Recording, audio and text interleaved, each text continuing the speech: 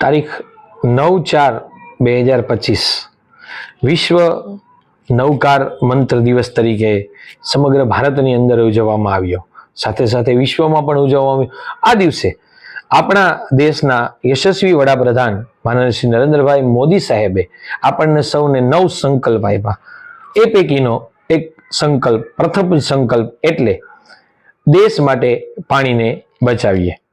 આપણા સૌ માટે આપણે પાણીને બચાવીએ.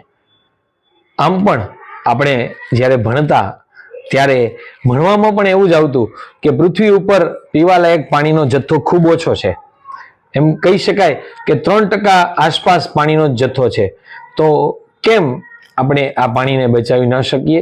ચાલો સૌ સાથે મળી અને સંકલ્પ કરીએ કે દેશ માટે, આપણા સૌ માટે, આપણા ભવિષ્ય માટે આપણે પાણીને બચાવીએ અને આપણા રાષ્ટ્રમાં આપણી સેવા છે એ સમર્પિત કરીએ. સંકલ્પ કરીએ, પાણી બચાવીએ.